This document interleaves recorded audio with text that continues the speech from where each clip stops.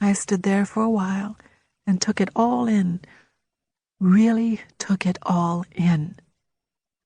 And I vowed to carry that light with me, to shine,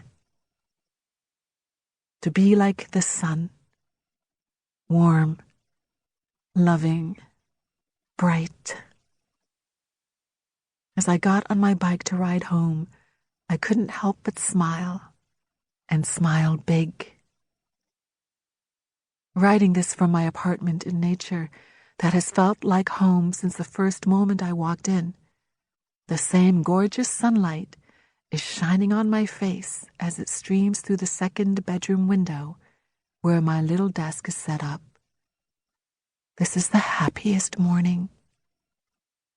January 2nd, 2016. There really is nothing quite like a relationship between siblings.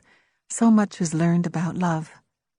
It's as if a whole other, deeper level of love is formed and happily leapt into. I think it's born out of instinct.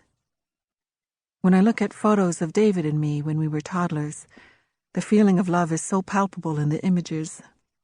It jumps right off the photo and lands in the heart. Looking at them can bring about an intensity that is unmatched, so sometimes I choose to not torture myself and take the easier route by just thinking of them. There's still so much sorrow I feel over David's death.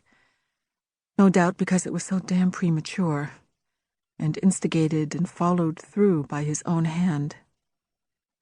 When I look at photographs of Denis, a different sentiment arises. Sadness, yes, because I miss him so very much. But with the sadness is also gratitude. Perhaps because my time with Denis, which really only started when I was around 20 years old, began a new chapter in my life. Denis and I spend most of our time together laughing, singing, and enjoying many aspects of life's gifts. We were lucky that way. My few years with David were much more daunting, as for the most part we, along with our other siblings, had to navigate through challenging times and emotional upheaval at home. David and I really never did get to experience many lengthy moments of fun or laughter. Not as far as I can remember, anyway. Perhaps they are tucked so far back, stuck like taffy in the recesses of my mind, that I can't coerce them to join me today. Perhaps it's just too painful to try to remember. I honestly don't know. Maybe I should try to find more photographs. It's such a strange and curious thing when I think about my time with David and then with Denis. It's as if there were a divine plan that ensured that Denis and I would have the chance to build a foundation of a strong siblinghood that we gleefully took part in, so that when David died, I wouldn't be left unmoored. Almost as if the divine knew that I would have the most difficult of times after David died, since he and I were so close in age. I'm not saying that my other siblings didn't suffer. God knows I am in no way implying that. All I'm saying is that Denis and I were simpatico. No doubt it had to do with the fact that we lived under the same roof for a while as adults before David died. And maybe it was partly because we were both entertainers. He was, of course, established already, and I was just finding my legs. But I suspect it is mostly because after David died, I was now the youngest living sibling, and Denis was the oldest.